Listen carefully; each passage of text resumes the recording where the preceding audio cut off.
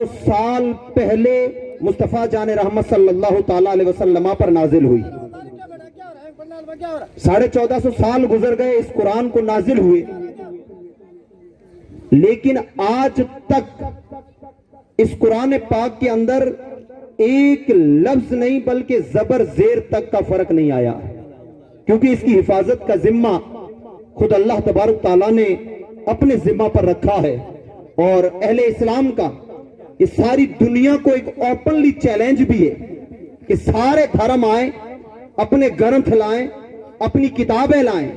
हम मुसलमान अपना कुरान लाते हैं, सारे ग्रंथों को उठाएं, कुरान को उठाएं, समंदरों में डाल दें, दुनिया से हर ग्रंथ, हर धार्मिक किताब का नामो निशान तक मिटा दें। फिर 15 दिन नहीं, दूसरे दिन हू बहू जो किताब इस जमीन पर सबसे पहले आएगी वो किताब सच्ची होगी, और अल्लाह की इज्जत की कसम वो किताब कुरान है। क्योंकि अल्लाह ने इसको इतना आसान बनाया है, इतना आसान बनाया है कि जिस उम्र में दूसरी कौमों के बच्चों को पेशाब करना ना आता हो, उस उम्र में मुस्लिम कौम के बच्चे 12 साल, 10 साल, 8 साल की उम्र के अंदर पूरा कुरान अपने दिल में महफूज कर लेते हैं। और ये अल्लाह का वादा है, कुरान को कोई नहीं बदल सकता है, कुरान को बदलने की किसी में ताकत ही नहीं है।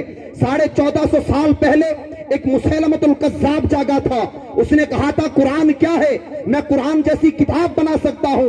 ओपनली चैलेंज था, मर गया, कुरान का मुकाबला न कर पाया। 1450 साल की तारीख के बाद में एक और बंदर जैसा पैदा होता है जो कहता है कुरान की 26 या 36 आयात गलत है, दुनिया जिसे वसीम रिज़वी कहती है। अल्लाह का अजाब देखे, चला था कुरान को बदलने के लिए, चला था कुरान में कमियां निकालने के लिए, चला था कुरान में रद्द बदल करने के लिए, लेकिन अल्लाह का अजाब ऐसा मरदूद पे उतरता है कि ना इस्लाम का रहा ना मुसलमान का रहा, ऐसा मुर्तद हुआ है कि आज दर बदर की ठोकरें खाने के लिए मजबूर हो गया। ये कुरान अल्लाह तबारक ताला की मुकद्दस किताब है, और इस कुरान को जब पढ़ा जाता है तो अहले ईमान के दिल लरस जाते हैं, कांपने लग जाते हैं। कुरान कहता है, अल्लाह इरशाद फरमाता है कि मेरी किताब वो किताब है कि अगर इसे मैं पहाड़ों पर उतारता तो पहाड़ रेजे रेजे हो जाते। इस कुरान को अगर पत्थरों को सुनाया जाए तो पत्थर पिघल जाएं, उनसे पानी निकल पड़े।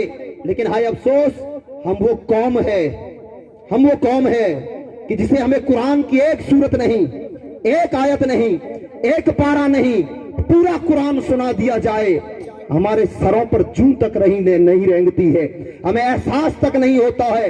अल्लाह से दुआ मांगे, अल्लाह से तौबा करें कि अल्लाह हमारे दिलों पर जो जंग चढ़ा है वो तेरी तौफीक के सदके हमारे दिलों को साफ फरमा। तो मैं आप सभी हजरात से मौदबाना गुजारिश करूंगा कि जो हजरात दूर दराज खड़े हैं, आप आगे तशरीफ लाएं ताकि काफी सारे लोग दुरूद पाक पढ़ते हुए आप आगे आ जाएं, आगे आ जाए, दुरूद पाक पढ़ते हुए आगे आ जाए। नारे तकबीर।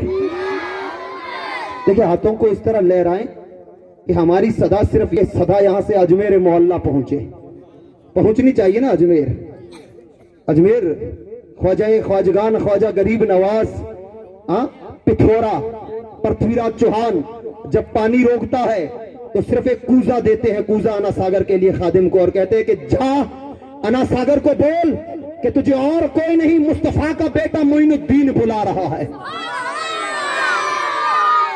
तो आवाज इतनी बुलंद हो कि आवाज आपकी यहां से अजमेर पहुंचे, जो अना सागर को एक कूजे में डाले। नारे तकबीर, नारे रिसालत, नारे रिसालत, बुलबुले बागे सिद्दीकी, मौलाना सलीम साहब के बिना। तो हमारी आवाजों को हमें वो बुलंदी देनी है, फिर अजमेर से पास मिले, ख्वाजा हमारी आवाज को पहुंचाए कहां, बगदाद मोहल्ला, जो ठोकर मारे तो कब्रों से मुर्दे जिंदा कर डाले। पीराने पीर की बारगाह में, और पीराने पीर गौसुल आजम अब्दुल कादिर जिलानी रज़ी अल्लाह ताला अन्हु हमारी आवाज को पहुंचाए बगदाद शरीफ, करबला शरीफ, करबला से आवाज पहुंचे मदीना मुस्तफा की बारगाह में, अर्ज करे या रसूल अल्लाह, अदना गुलामों का सलाम कबूल कर ले। तो आइए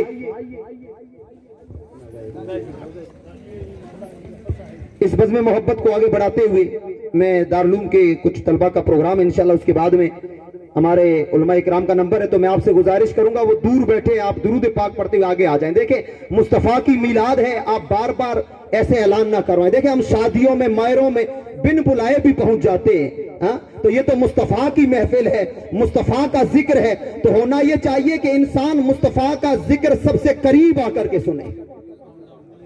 تو درود پاک پڑھتے ہوئے پیچھے بیٹھے میں ان سے مؤدبانہ گزارش کروں گا اٹھ کر کے آگے تشریف لے آئیں، تھوڑی سی تکلیف برداشت کر لیں آپ۔